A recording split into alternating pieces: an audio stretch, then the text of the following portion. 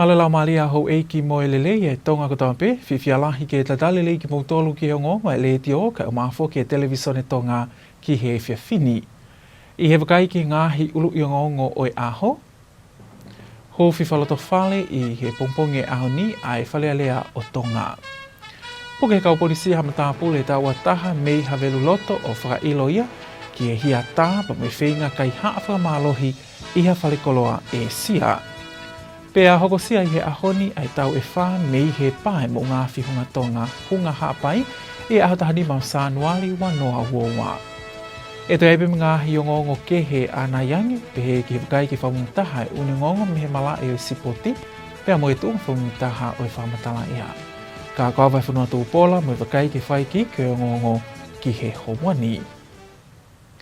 I he huwhaloto whale ai whale alea i he pongpongi o e ahoni o whatua melia ia eiksea leo leo pa mo e hou eiki me mipa e whale alea ki ha kamata ai ngahi ngau e whale alea ki e ngahi kawinga nei whamawhai i he tō wholofola hufi pa me i he taloni.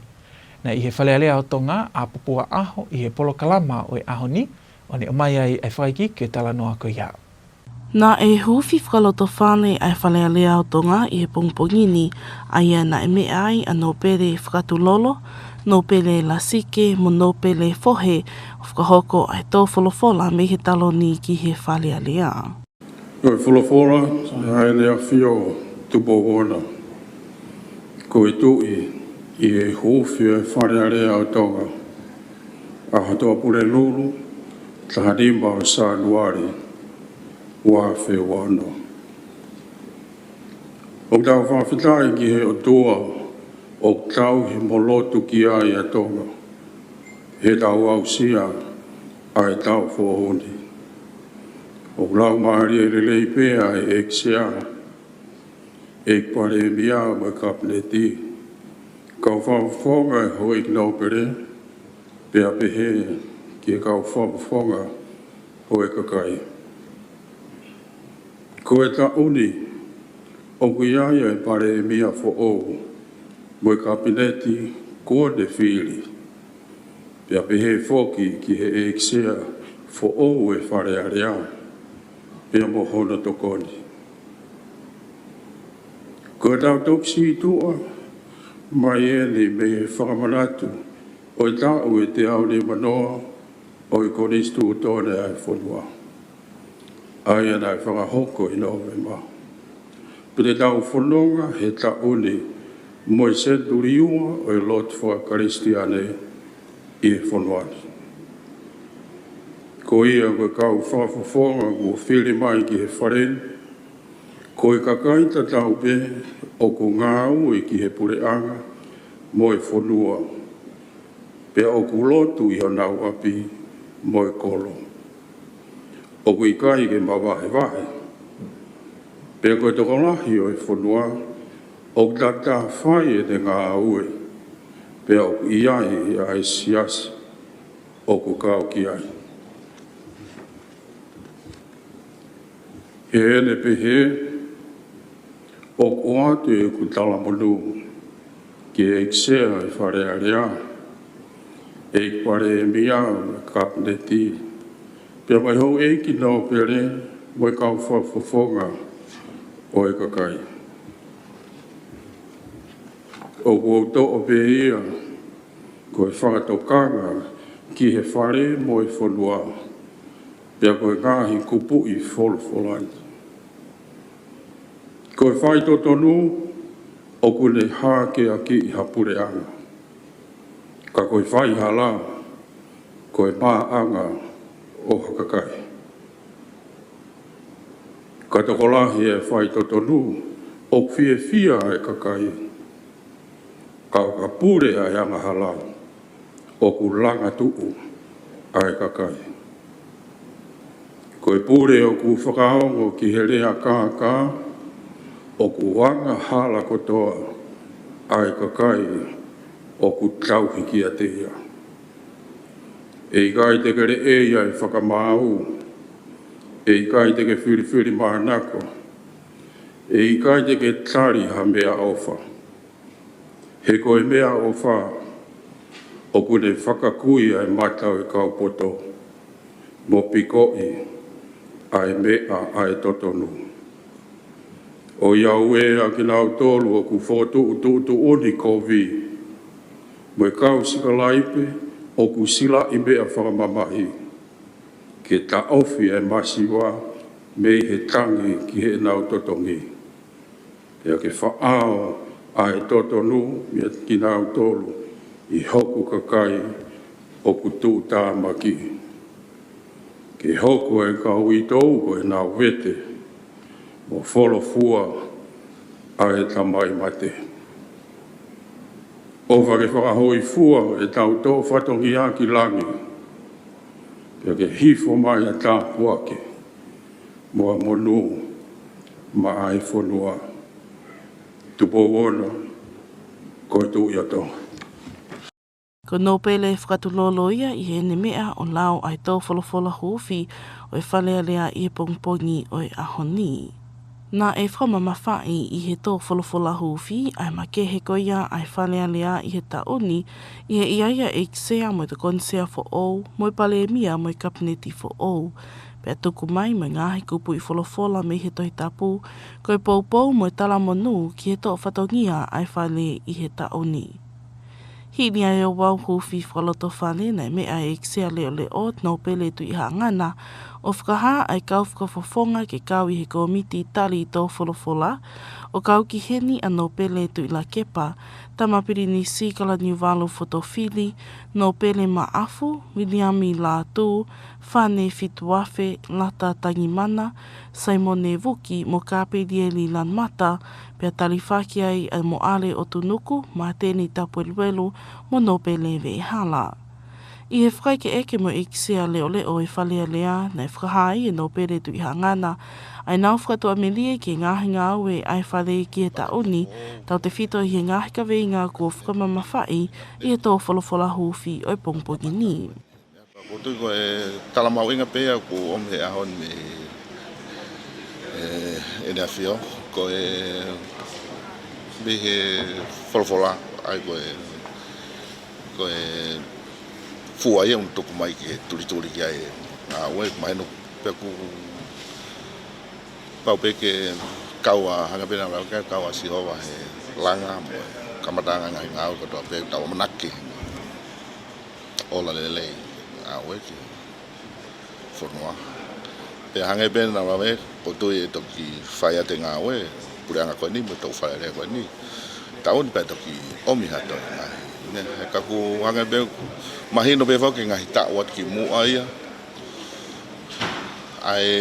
mahino o pai me mo ko ke fina ngalo ne afio o mai ma pe ta ko tu be hanga ko kamata foke ne ka ko tu e to o mi ngai ko ki mu ai ma winga mo ui ko yako ko e tunga fa economica fonua ke le tunga fa economica mo fe mare ngai ta fa pe he mo ngai me ko to tau o si me pe ko ik member mo kakai fonua ngai me to ngai na fe pa ko tu o ku i he to ta ko to pe me pa ko to mo e pare me fo o mo cabinet ai ngai ka venga ko ya ko ngai ka venga pe o fe mau pe ke fa to ka ki ai e puranga ko to pe ha ko to ya to ko ta lai to mo ya ke kamata puranga fo ko en mo to fa ya ko ni tau piki peki si o wa ka tau ton mo ta ngai me ko to pe Pehe e ikisea leo leo koe tau mua pe ai ngāhi ngā ue ki he tau ni ke hoko atuai pe ai ngā unu ki mua ai to o ngā uki ai whanua. Hange pe foko hanga ngā ue pe hangai whei tō. Pe hange foko ni na whatongia mai he tem koe ko o si mga tau koe ni i he whatongia koe ni. Pe koe o ku mahino koe ngai o tau tō o koe mea ko tau pe tau tō kai hanga hi mea nei tono no pe ko ha inga mea ta wa ko ai pe finki falele inga mea ai wa be ngai mea ku o ku ko frampe ki matoki fa ha fi mea kai mo exia falele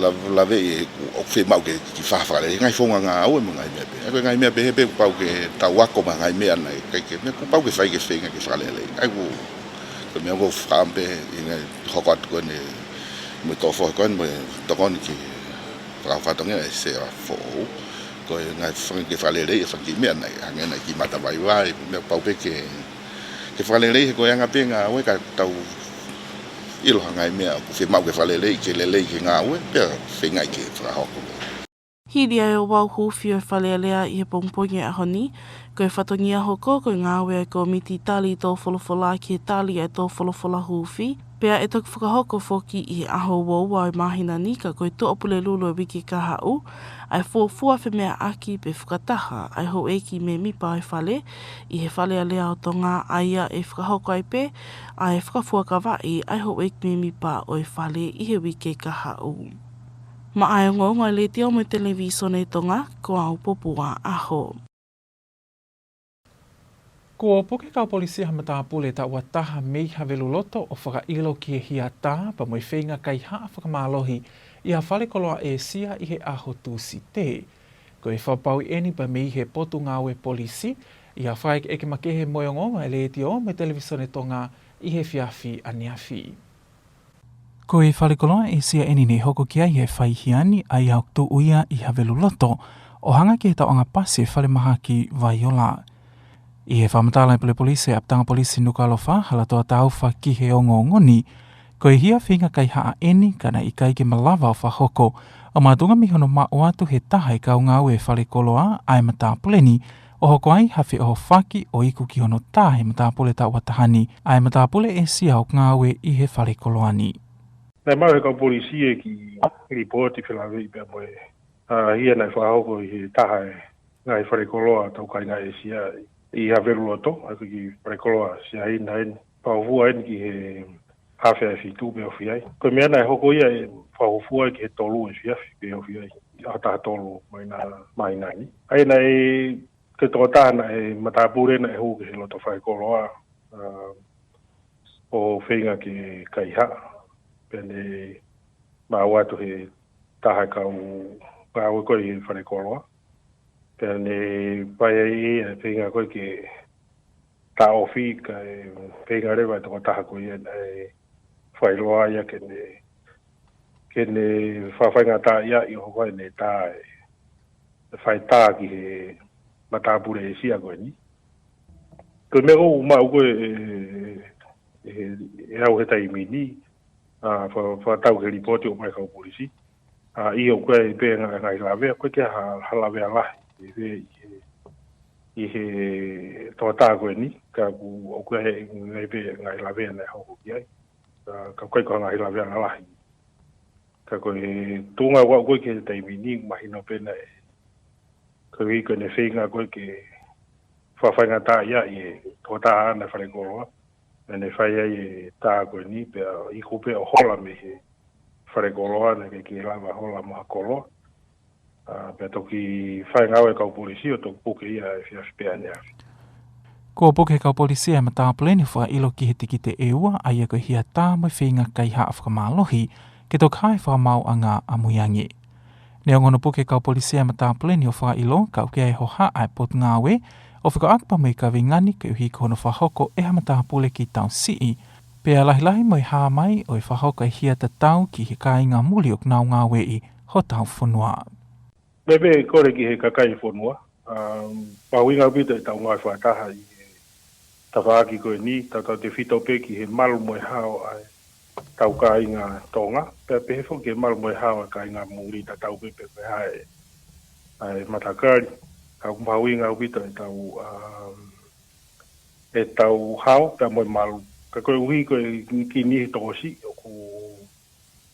o nau whahoko e ngā hia tanwhito ki kai haa apa pehe ke. Ai kumpawinga pe ke toi toka ngange ai kai ngā e sia, ko spai pe tā anoa ki tā e kaukaue he nau e mesi koe a siaina. Whapau peo whamahino peo tokoni ke te toka ngane ai ngahi kai ngā i o nau ngahi wharekoloa. Pea mo mea koe ni hoko i whiawhane awhi. Kau hike ua nā te hoko i kaha upa. Koe pe kore ki kakai whanua ke nau toa ngā iange tau whanau, taimi ko nau koe matapure ko ni tau wata. Kau ku whambe ke tau te whemainoa te nge koe hi neongo kei tutuko e ako pe koe tau ku pe mau pe ke tau to kanga ni tau whanau i vai tai mea koe ni te ki fotu e ako. So hi mau inga ke o te nau whihia hawhai ngā hia, te ko hawhai ngā whatamaki e vai tai mea koe ni. Ki tō pā pe wanu ai polisi ke whai o maurere taha i whapapau i oku whatotoloi. E a poke a nihi koe unau whahoko ngā hia o atu e whamaua ngā hangepe koe whemau a lao polisi oku walo, o mau ngā whatongia ia o mau kei tō pāpe ke whai maureri tā, ke whapau i oku tariu i nihi koe unau mau i rao i he whamaua ngā i he okoko atu e ni, maro. Ko halatoa tau whaia koe pule aptanga polisi Nuku'alofa, pia mai komanta pule ngahi aptanga polisi o Tongatapu ni. O kulolotonga i India a eksea e whalealea no pele vaia ke kawatu ke konfelenisi hono wa valu e ho eksea e whalealea o i ngai whanua e kom niweli ai au iloaini he lea whapilitania koe Conference of Speakers and Presiding Officers of the Commonwealth pe koe CSPOC. Ai au whahoko ia i he ahotawha me tahaono o Sanuali. I he whamtala kutuk mai pe me i he whalealea ko e fofua whataha whavaha pule anga eni ke kawatu kia ia no pele vaia i hono la kanga ko e sea ia e whalealea.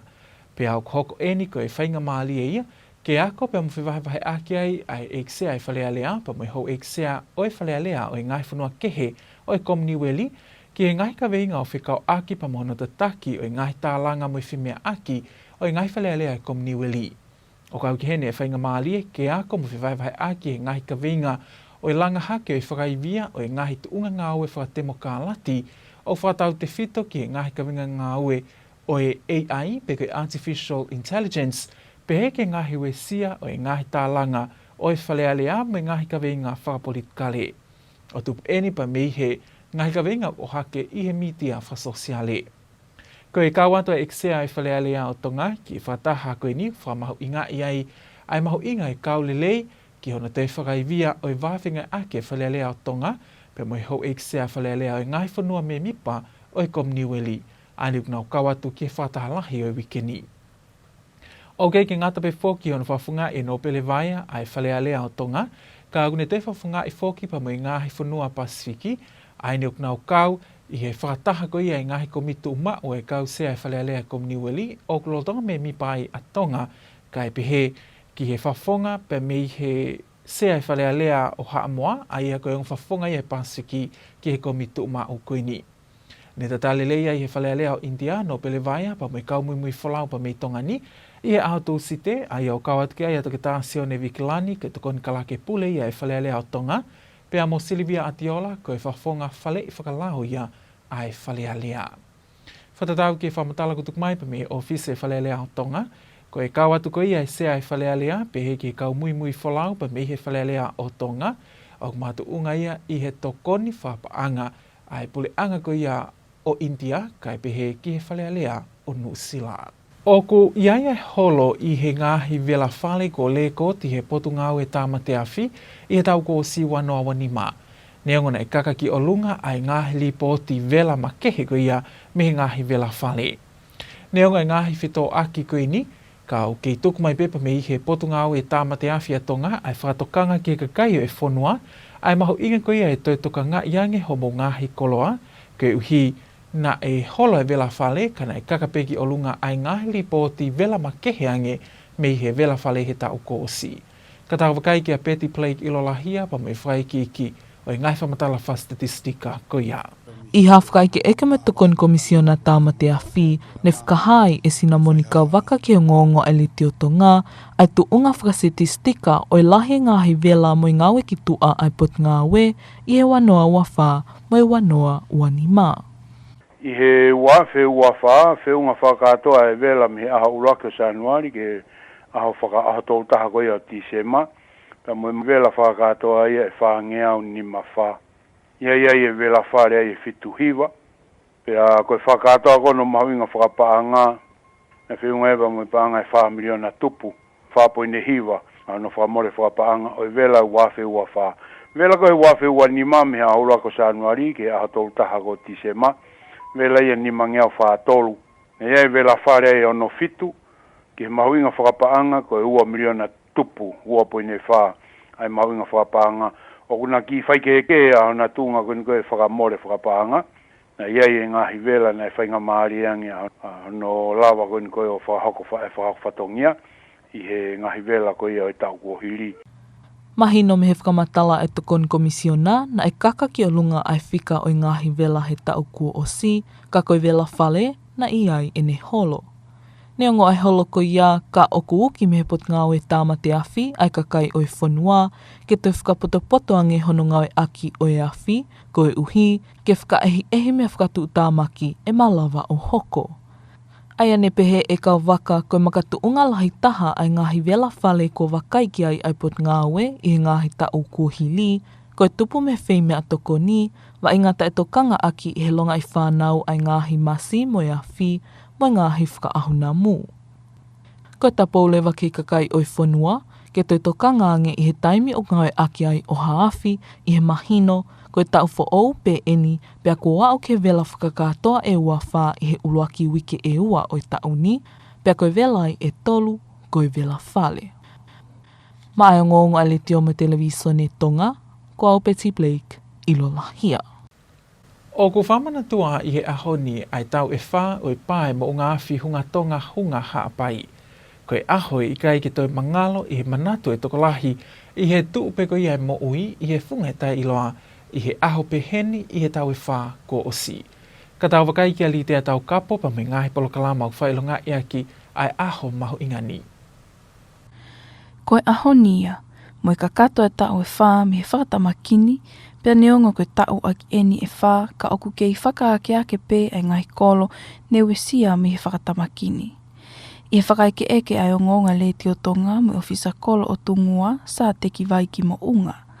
Nā ni whakaha ai ko whakatutu o he kainga o i tui haa te iho i he taina mua paia i tungua haa pai. Ai polo kalama makehe i he motu ke whakamanatu aki ai hau mo ui me he whakatamakini. Koe polo kalamani o kamataya i he ahoni ke whakaosi ke aho sāpate. Koe ata ni mafu o kamanatu i tau. Rea koe ata ni mafu o ku mautonga teu whai mau polo tu anai. E ata ni mafu. Ke a whahoko e mau polo kalama mau tolu a pongpong. Mau polo kalama a lotu. Ki te mau ki lotu i pe ai aho. Nuska pato ki hoko a te pene mau whangaki. Polo kalama ko o steu e polo ka koe ni koe a te whangai tungua. Kona tungu na tatake mau polo kalama e taki. Te una wanga o te teo no ki polo kalama koe polo kalama whangi e kisi whakalotu ko topi e ata ni mako te teha polo kalama kehe e huwai koe whakalotu atata. Aia pa koe a taha no reo o ku whaia e ma whangi polo kalama ka koe whangi paiwa whakatonga. Hospe koe api a whakahoko ai me mau koe tina ki he pō koe a pō no os koe api a mauto pōrotu wha oski he pō sāpate pe wha oski ai mau pō kalama ka ku rotonga lere pe mau whakaulo mama nei kamata pe mau whakaulo mama uwila mama sivila i he kamata he au aki o lere mai pe to kosi mau wanga ina koe ia i osi mau apanima. Koe koe anga ia mau te teu koe ni koe whai koe ni koe ko mau ki ko rofto aki mo apanima. Nai toi whakamatala a vai ki mo unga ki e whai keke lahi i he tuu ai kolo mo i o seni ai motu i hire whakatamaki he tau e wha ko o si. Koe ka ingona e ki mu atua ina o whai whanua. E hauko koe ai whakatamaki unga tonga, unga pai, ngana i o ngai e tō raro ai whanua. I tu unga koe ni koe nei hauko ai ai a tonga unga pai. Ka koe tu koe e kainini e anga tu unga ume tokoni mo e ai ofa ko omi e pure anga i nasi ai e kakai o whanua. Hange tu to e foki mai pe ai whanua ke te foki peke arupi o mao no uaki ngana i ai. Ka koe ngai furu mo ngai mea ko toa koe nei whakahawa nei hoko koe ao ke nga tonga hunga pai e pe au mo mea o kai pe ke puria o ke asi pe ke pai pe ki o mana pe ke mea ke asi pe ngai furu nga whakawa mo matata mo mea ke ngā ue koe ai ki whena hunga pai. Lolo tonga eni, ne toi whakaha me he pule whakawahe e wahenga uiha mo whele mea, nau mō lisi, ai tu unga o iaia mō tū i he ahoni i hono whakahoa ki he tāu e whākua osi. Neongo o iai pe ai whai ki he lahi, kau ki ai e whanua, kai pehe ki he nofo a kai ngā. Oku kei whakaakea ke pe ai ngōwe, he o iai e tokolahi i he kolo oku nau whakawhalala ki he ngōwe. Nai toi pehe pe e mō lisi, talo ai osi ai pā ai mo o ngāwhi hunga tonga hunga haapai, mo e mahu mai a o seni kai tau te whito ki he tukumisi. Kau ki ai me whanua i he mahu i he akaufua. Neongo ko tau situ o me whakatamakini, ka oku kei whakahoko pe i he potu ngau e meidek, a e nau ngahi whakatokanga me whakatau kei ki he whanua, whekau aki me whonga mateu teu ki nau whakahoko o ka whaiwhaiangi o hoko e whakatamakini i he kaha u. Mai o ngonga le tio me televisione Tonga, ko tea tau kapo. Ko e uni ngonga whaloto whanua pe ia ki Hawani, mo e whaamuni au leleat ki loto whale o e Tonga ko tompe. Ko e mala e sipoti hoko mai o ka hili eni whahokatia e pia o lie.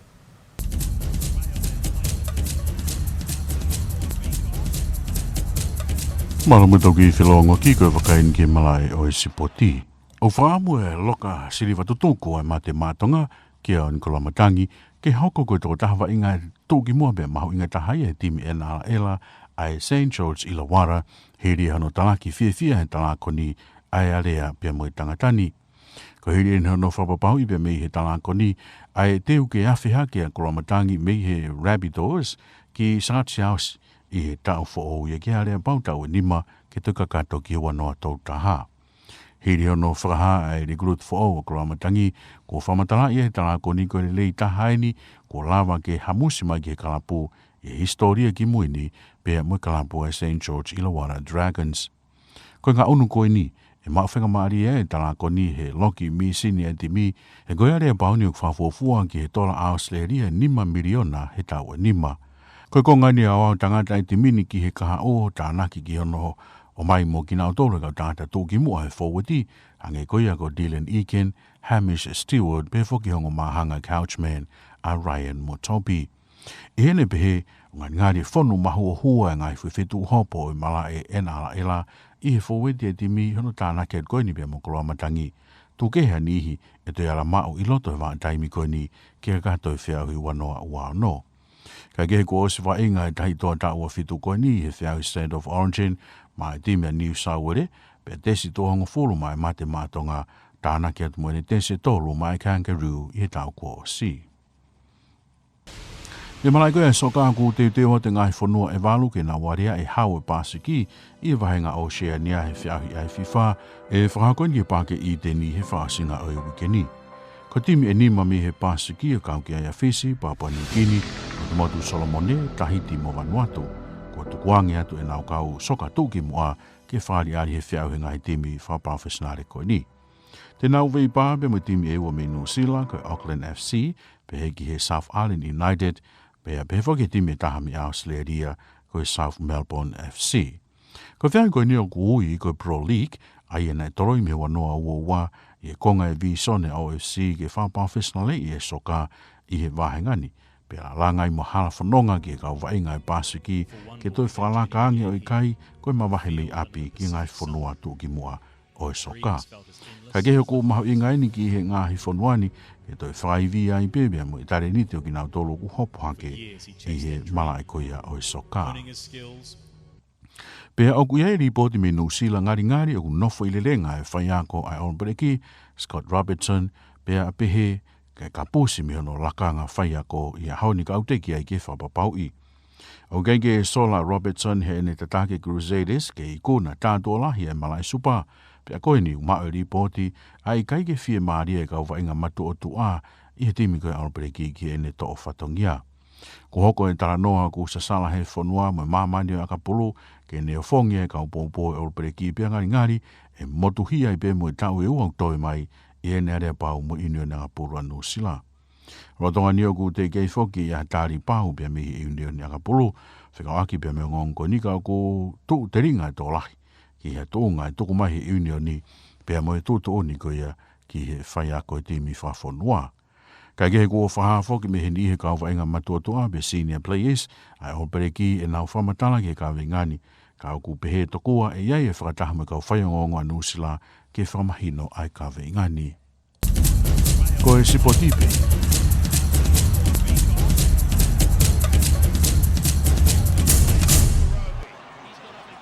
Ko pia oli e ia pa mo i whamimitaha e uniongongo mei he mala e o sipoti. Ko e wakailewa eni ki he tuunga whamimitaha e whamatala ea, i hono tuk mai pa me he senta whamatala ea a Tonga i wha motu, whahoko mai he taha e kau ofisa whamatala ea ko ino ke lelenga. Malo e lau maare a ho eki pa mo i lelei e tonga kotoa, tai rei piki mo tolu ki e tau whamatala ea. Ngahi tala no lalahe no i tau whamatala ea. E ki hoko pe ai au whia koe e langi, malawa ki iai pa mo uha tū mo tō. Taimita tau e ki iangi mā whananga ea ki kotoa pe o tū Tonga. Ka koe wakaen ki he imisi satellite koe a aongi. Alo tā maku uha e une toka ki he whakahifo koe a o Tonga. Pe une omea e au whia ki he kotoa o tū Tonga. E whoki ki ha uha tū mo tō. Pe mea i o ki watpe e whakatokanga hako pe pe whoki ki whai uki ngai whakaiki. Tau te whito pen ki he potutahi koe o Tongatapu e ua tere ki Tonga pe mo tere ki toke lau. Aho ni maka hoko mai pe mi he Pasifiki.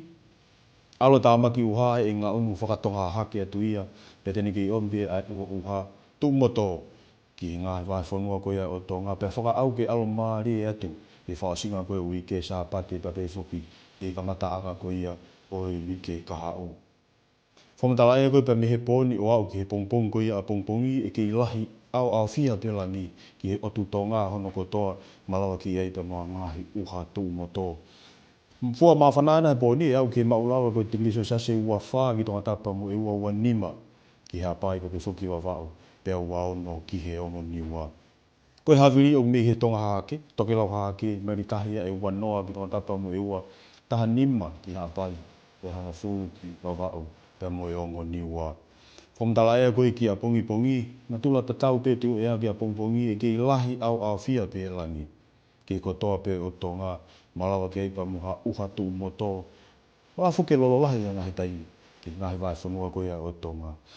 Ha tonga eange koe fua mā whanane ka pongpongi neongo e ne au whia. Kai au ke maa runga koe tiki so sase tolu noa ki kotoa pe o tū Tonga. Taimi koe a o tahi, maha toka tahi tohe mo fulu koe ke taha wai tua poe po ni pe tau maari e osmite nima koe pa mehe ono pongpongi a pongi. Koe la a pe moe mahina, hopo la a os taha wai pa mehe ono pongpongi pe a hopo e mahina, oswa nima koe pa mehe tolu i ahengi. Whaase koe whamtala e aho nima koe ka hoko mai, ki hoko pe au whia ki Nuku'alofa pe hoki ki ha uha tū mo tō. Aho koe e nima ka hoko mai. Fua ma whanā ena, e au ke maalunga koe tiniso sase wahiwa ki he tolu noa. Ka koe taungatanga pe ke aoni, malawa pito mo mea mai. Ko ino ke lelenga ia, mo e tuunga whamimitaha o e whamatala ia ki he howani.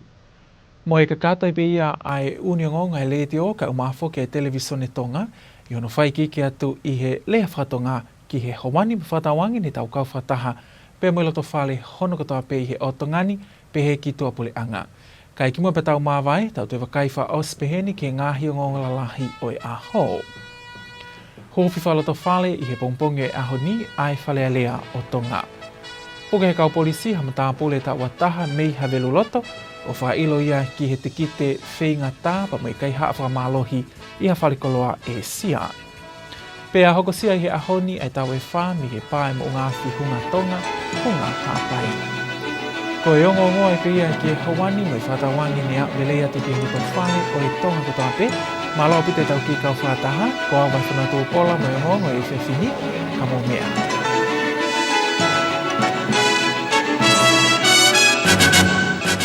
Good evening and welcome to your English news package with radio and television Tonga news for tonight. Making headlines, Parliament formally opened this morning in a soft opening ceremony.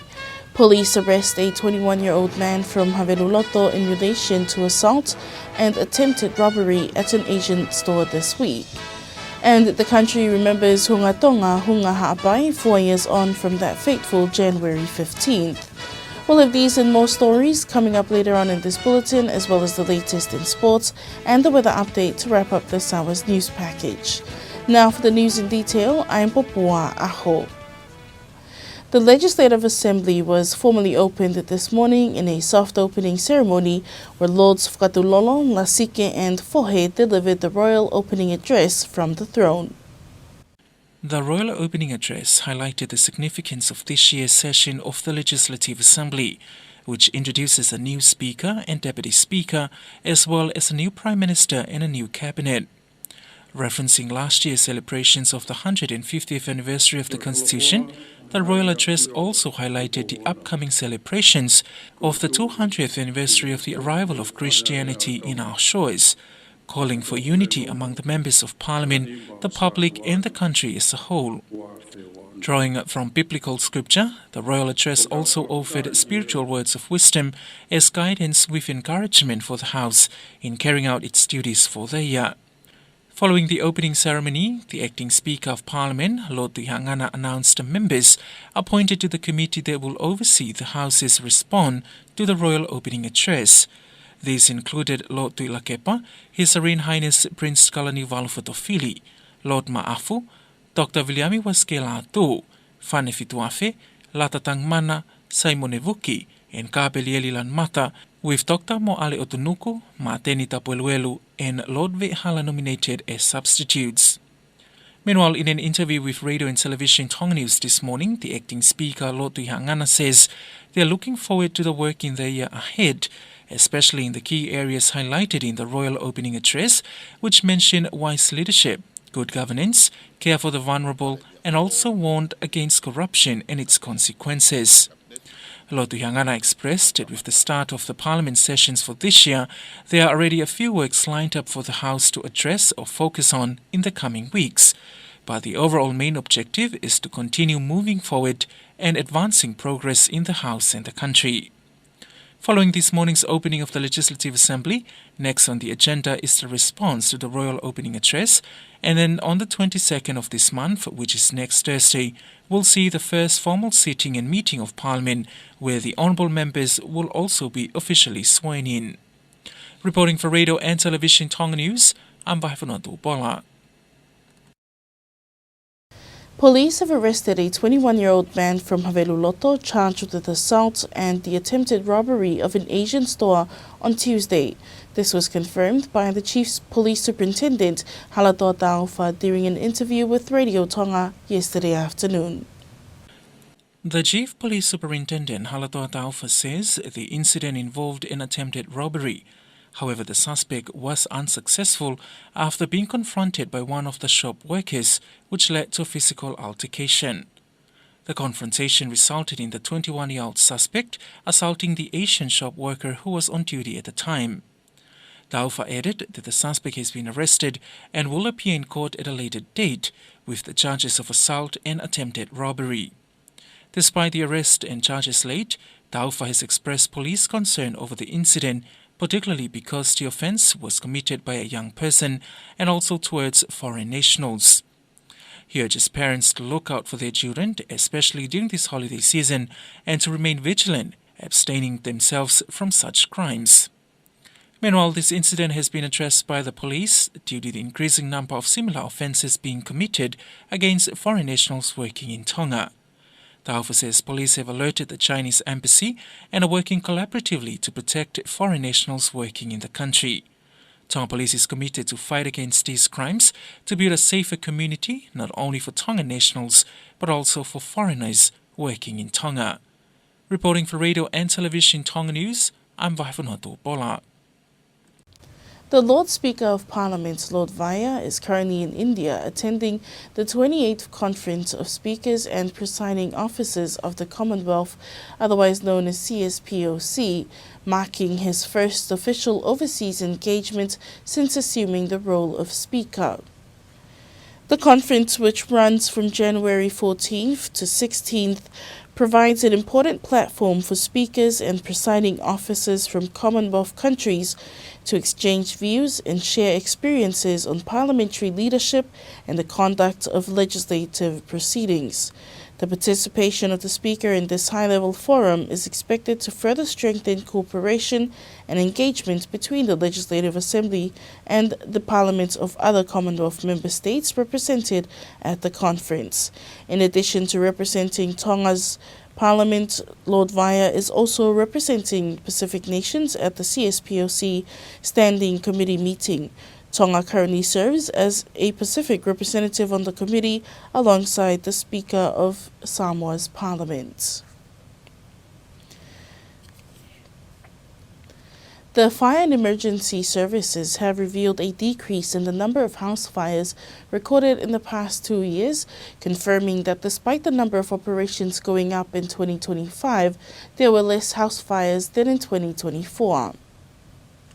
Deputy Fire Commissioner Sina Monica Waka told Radio Tonga News that 79 house fires were recorded in 2024 out of the 454 operations that the fire departments conducted.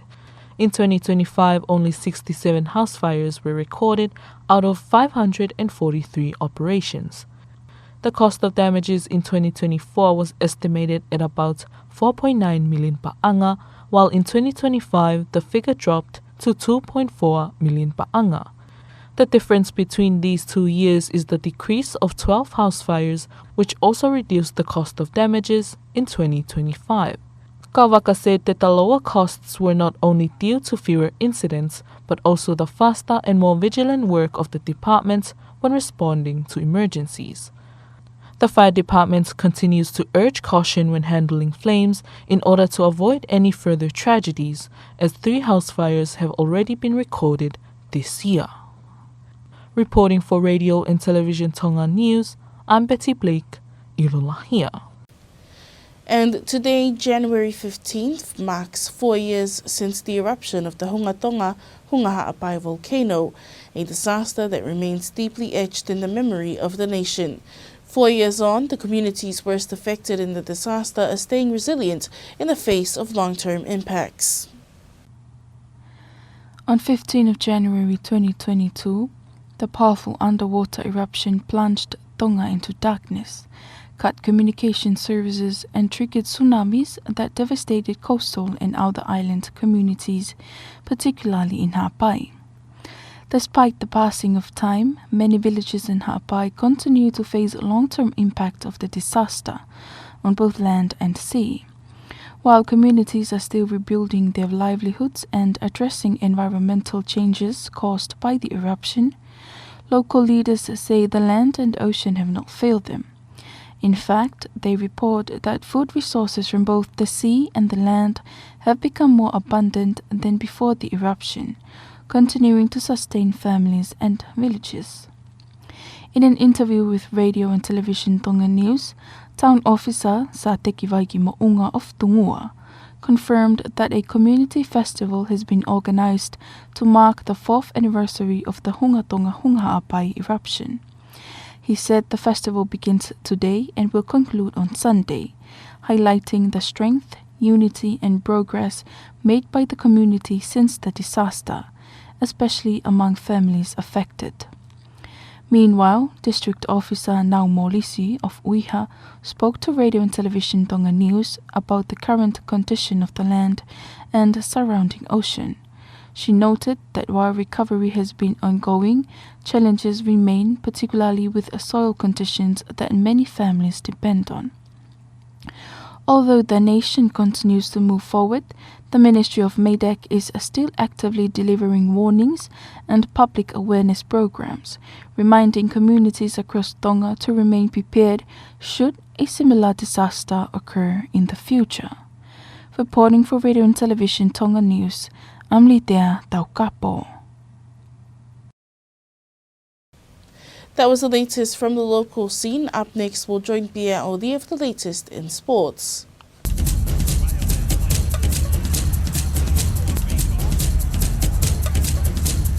Welcome back in sport.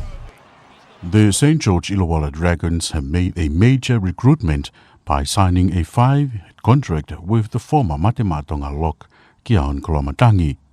The 27-year-old will join the club in 2027 from South Sydney and is expected to bring a new level of power to the Dragons' front row from 2027 to 2031. Kolomatangi has played State of Origin for New South Wales and 14 tests for Tonga and Australia, and is considered one of the biggest signings in the club's recent history. The deal is reportedly worth around $5 million Australian dollars for 5 years. The highly anticipated FIFA-backed OFC Bro League is set to begin this Saturday at Eden Park in Auckland, with 8 teams from across Oceania competing for the champion title. 5 Pacific teams, including Fiji, Papua New Guinea, Solomon Islands, Tahiti, and Vanuatu, will be joined by Auckland FC, South Island United, and Australia's South Melbourne FC. The Bro League aims to professionalize football in the region and create opportunities for Pacific players to develop their careers at home. The Bro League was first postponed in 2022 as part of the OFC's long-term vision to professionalize football across the region, creating clearer pathways for Pacific players to develop their careers without needing to leave home. And the All Blacks head coach Scott Robertson is reportedly to be on the edge of being sacked, with New Zealand Rugby expecting him to confirm his departure today. Robertson, who led the Crusaders to multiple Super Rugby champions, has been under pressure after an internal report revealed dissatisfaction among senior players. The speculation has plunged the All Blacks into turmoil, with several media outlets reporting that Robertson will be dropped of 2 years into his 4-year term. New Zealand Rugby has yet to comment on the rumours.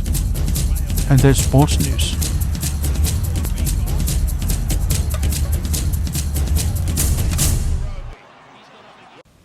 That was your sports news with Pia Odia. Now taking a look at the latest weather updates with Enoch Edenenga from the Tonga Met Service.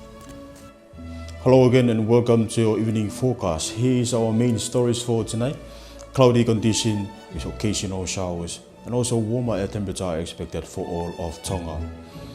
From our satellite imagery here, what we're seeing here are these deep cloud convection here indicate the trough of low pressure lies to the west of the group, bringing cloudy condition to all of Tonga with some showers of rain.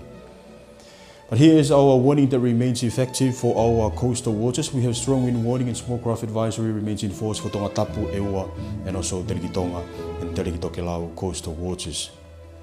For the next 5 days across the region, this low pressure system will continue to move southeast. For the next 5 days, still generating some occasional showers for all of Tonga before starting clearing off by Sunday to Monday next week. Wind will still be from the north and northwest, bringing warmer air temperature for all of Tonga. Forecast from tonight up until tomorrow morning, we're still expecting cloudy condition, mostly cloudy for all of Tonga, with some showers of rain over our land areas and also some of our west coastal waters and also our east coastal waters. Some heavy falls over these areas with thunderstorms. Minimum temperature for tonight will be around 24 for Tongatapu and Ewa, 25 for Ha'apai, and also Vava'u, and 26 for the Niues.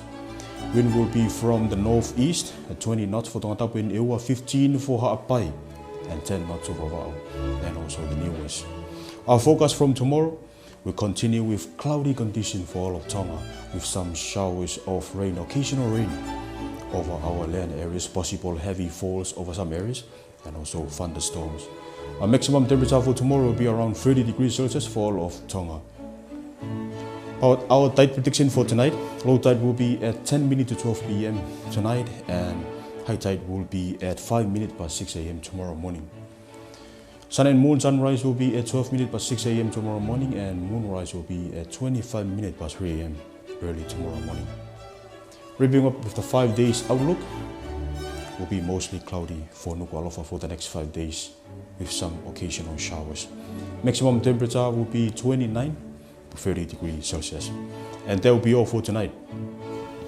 Thank you to Inoke and the team at the Tonga Met Service for that latest weather update. That wraps up this hour's news package with radio and television Tonga News, but here's a final look at tonight's top stories. Parliament formally opened this morning in a soft opening ceremony.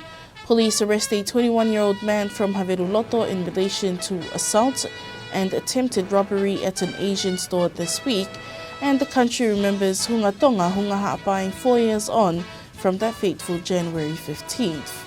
That was the latest news with radio and television Tonga News for tonight. Thank you for joining us. Have a good evening.